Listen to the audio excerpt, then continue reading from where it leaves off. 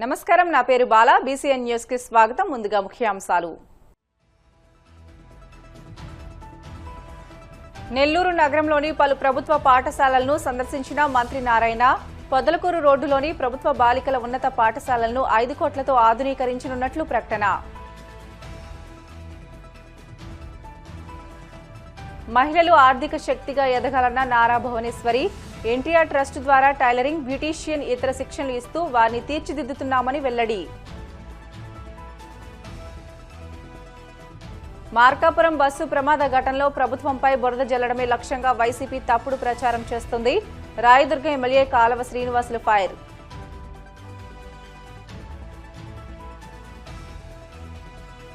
Markapuram bus ప్రమాద బాధితులను పరామర్శించిన ప్రకాశం జిల్లా రెవెన్యూ అధికారి ఓబులేసు.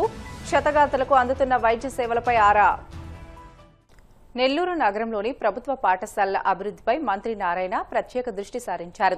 పొదలకూరు రోడ్డులోని ప్రభుత్వ బాలికల ఉన్నత పాఠశాలలను 5 కోట్లతో ఆధునీకరించనున్నట్లు ప్రకటించారు. స్థానిక మూలపేట, కోటమిట్ట, బీవీఎస్ నగరపాలక సంస్థ బాలికల ఉన్నత పాఠశాలలను ఆయన సందర్శించి విద్యార్థుల వసతులపై సమీక్షించారు.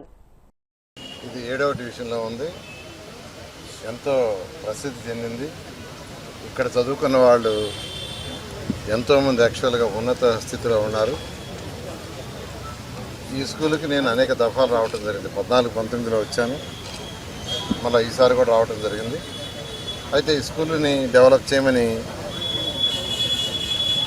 ఏపీఐసి చైర్మన్ కృష్ణయ్య గారు, వారి మిస్సెస్ యాక్చువల్గా అరుణ వాళ్ళు ఈ స్కూల్లో చదివిన వాళ్ళ బ్యాచ్మేట్ అంతా ఒకరోజు మీటింగ్ కూడా పెట్టడం జరిగింది. ఆ రోజు చెప్పాను, నేను దీన్ని డెవలప్ చేస్తాం, ఒక మంచి స్కూల్గా. ఏదైతే విఆర్ హై స్కూల్ డెవలప్ చేసామో దానికంటే ఇంకా బాగా చేస్తామని చెప్పాను. దాని ప్రకారం దీని ఫండ్స్ యాక్చువల్గా ప్రస్తుతానికైతే 1,40,00,000 యాక్చువల్గా శాంక్షన్ చేయించాం, ఒక సిఎస్ఆర్ ఫండ్. దాని మీద వర్క్ యాక్చువల్గా ఇవాళ మొదలుపెట్టారు. వీళ్ళకి ఎగ్జామ్స్ ఉన్నాయి 10th క్లాస్ పిల్లలకి. 10th క్లాస్ పిల్లలు ఎగ్జామ్ అవుతానే వర్క్ స్టార్ట్ చేయమని హెడ్ మాస్టర్ గారి యొక్క రిక్వెస్ట్తో 10th క్లాస్ ఎగ్జామ్ అవుతానే వెంటనే స్టార్ట్ చేయమని ఆ యొక్క అధికారులకి, ఆ కాంట్రాక్టులు చెప్తున్నాను. తర్వాత మరొక 12 రూములు, అంటే 12 రూములు, 24 రూములు, మరొక 24 రూములు వచ్చేది కూడా డిజైన్ చేసాం. దానికి మరొక 7 కోట్ల రూపాయలు అవసరం అవుతుంది. దాన్ని కూడా సమకూర్చున్నాను. త్వరలో అది కూడా సమకూర్చి ఫేజ్డ్ మేనర్లో, ఫేజ్ 1లో ఫస్ట్ రేపు జూన్ 12వ తేదీకి, అంటే మళ్ళా అకాడమిక్ ఇయర్ స్టార్ట్ అయ్యే లోపల ఈ 1,40,00,000తో స్కూలుకు కావాల్సిన ఫర్నిచర్ కానీ, ఇన్కంప్లీట్ క్లాస్ రూములు కానీ, ప్లే గ్రౌండ్ ఎక్విప్మెంట్ కానీ, ఏ ఇన్ఫ్రాస్ట్రక్చర్ కావాలో ఏదైతే అధికారులు డిజైన్ చేసి ఎస్టిమేట్ చేశారో దాంతో అది కంప్లీట్ చేయడం జరుగుతుంది. ఇదే విధంగా నెల్లూరులో ఒక 15 హై స్కూల్స్ ఉన్నాయి. 15 హై స్కూల్స్ని టేకప్ చేసాం. అన్ని స్కూల్స్ వర్క్ స్టార్ట్ అయింది. ఆ అంగన్వాడీ టీచర్కే శిక్షణ ఇచ్చి 2014-19లో ఇచ్చినట్టుగా నర్సరీ PP1, PP2 ప్రపంచం మొత్తం ఎక్కడ తీసుకున్నా ఉండేది nursery PP1 first class to 10th class, 11th and 12th. అది సిస్టమ్. ఎడ్యుకేషన్ కొత్త సిస్టమ్ కూడా సెంట్రల్ గవర్నమెంట్ ఏదైతే ఇప్పుడు పెట్టిందో ఆ సిస్టంలో కూడా నర్సరీ నుంచి పెట్టారు. అంటే 3 సంవత్సరాల వయసు లోపల ఉండేవాళ్ళందరూ నర్సరీ, 4 సంవత్సరాల లోపల ఉండేవాళ్ళందరూ PP1 అంటారు, 5 సంవత్సరాల లోపల ఉండేవాళ్ళందరూ PP2, 6 సంవత్సరాల లోపల ఉండేవాళ్ళు ఫస్ట్ క్లాస్. అది ఎడ్యుకేషన్ సిస్టమ్ ప్రపంచవ్యాప్తంగా ఉండేది. ఆ సిస్టమ్ని కేంద్ర ప్రభుత్వం ఈరోజు మళ్ళా తీసుకొచ్చింది. ఆ నేపథ్యంలోనే విఆర్ హై స్కూల్లో నర్సరీ PP1, PP2 స్టార్ట్ చేసాం. అదేవిధంగా నెల్లూరులో ఉన్న అన్ని అంగన్వాడీ సెంటర్లని ఆ సిస్టంలో వాళ్ళ దగ్గరే, ఆ టీచర్ల దగ్గరే 2014-19లో ట్రైనింగ్ ఇచ్చినట్టు చేయాలనే ఉద్దేశంతో గౌరవమైన మంత్రి గారితో మాట్లాడటం జరిగింది. మరి ఈరోజు కలెక్టర్తో డీటెయిల్గా డిస్కస్ చేశా. వారిని ఫస్ట్ స్టడీ చేసి, రివ్యూ చేసి, ఫిజికల్ ఇన్స్పెక్షన్ కొన్ని చేయమన్నాను. వారు చేసిన తర్వాత నేను కూడా కొన్ని అంగన్వాడీ సెంటర్లు ఫిజికల్గా ఇన్స్పెక్షన్ చేసి వాటిల్ని కూడా ప్రైవేట్ ఇన్స్టిట్యూషన్స్కి ఏమాత్రం తక్కువ కాకుండా ఇన్ఫ్రాస్ట్రక్చర్ ఇచ్చి వాటిని డెవలప్ చేసి పేదల నిరుపేదలకి హై క్వాలిటీ ఆఫ్ ఎడ్యుకేషన్ ఇవ్వటమే ముఖ్య ఉద్దేశంగా ఈరోజు చేస్తాం. అందరికీ ఒకటే నేను రిక్వెస్ట్ చేసేది, ఏదైతే ఎలక్షన్స్కి మాట ఇచ్చామో దానికంటే ఎన్నో రెట్లు వర్క్లు ఈరోజు నెల్లూరు జరుగుతున్నాయి. మహిళలు తమ కాళ్లపై నిలబడి ఆర్థిక శక్తిగా ఎదగాలని ముఖ్యమంత్రి సతీమణి NTR trust managing trustee Nara Bhuvaneswari అన్నారు.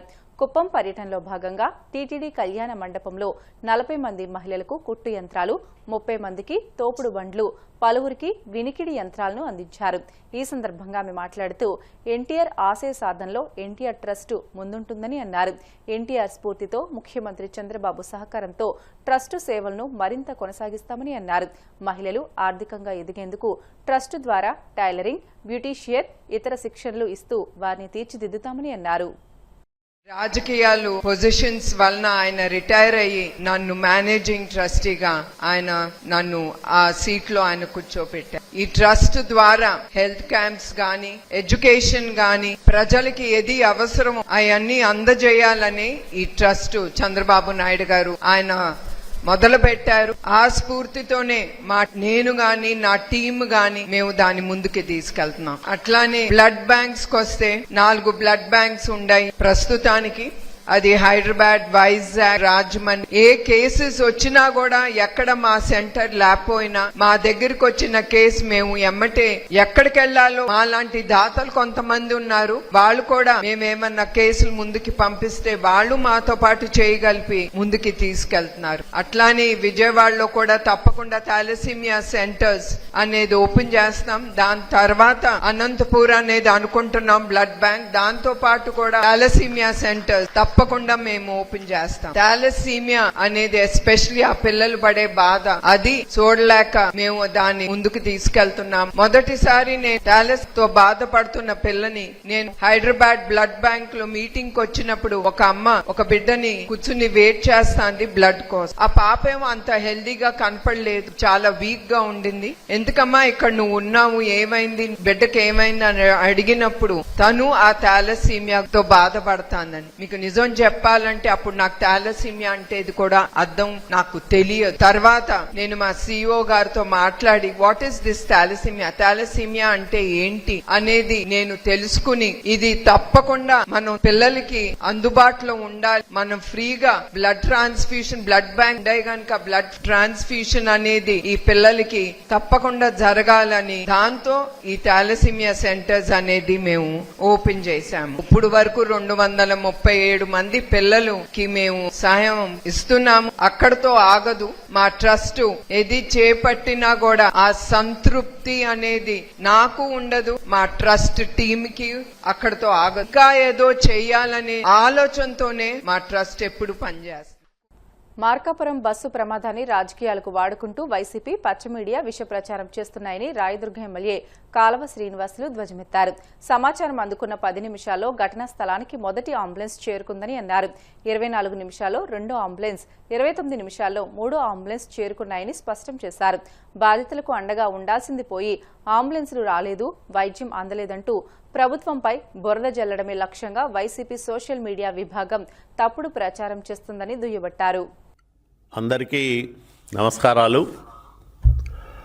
రాష్ట్రంలో ఎక్కడైనా అనుకోని దురదృష్ట సంఘటనలు జరిగితే గోతికాడ గుంటనక్కలాగా కాచుకొని ఉండే వైసీపీ నాయకులు, దానికి సంబంధించిన సోషల్ మీడియా విభాగం విపరీతమైన విషప్రచారం చేయడం అలవాటుగా మార్చుకుంది. ఎవరైనా మన శత్రువుల ఇళ్లలో అనుకోని దుర్ఘటన జరిగితే అయ్యో పాపం అనే మనస్తత్వం మనది. ఈ రాష్ట్రంలో రాజకీయ కార్యకలాపాలు సాగిస్తున్న ఒక పార్టీ ఎంతమాత్రం బాధ్యత లేకోకుండా ప్రజలకు వనగూడిన నష్టాలను కానీ, కష్టాల్లో ఉన్నప్పుడు వారి పట్ల చూపించాల్సిన సానుభూతి కానీ వైసీపీ నుంచి వ్యక్తం కావడం లేదు. కాకపోగా అలాంటి దురదృష్టకర సంఘటనలపైన దుష్ప్రచారం విచ్చలవిడిగా సాగిస్తూ ఉంది. దాన్నే అలవాటుగా మార్చుకుంది. నిన్న రాయవరం సమీపంలో జరిగిన బస్సు ప్రమాదంలో 14 మంది దుర్మరణం పాలైతే దానిపైన కూడా వైసీపీ విషప్రచారం సాగిస్తూ ఉంది.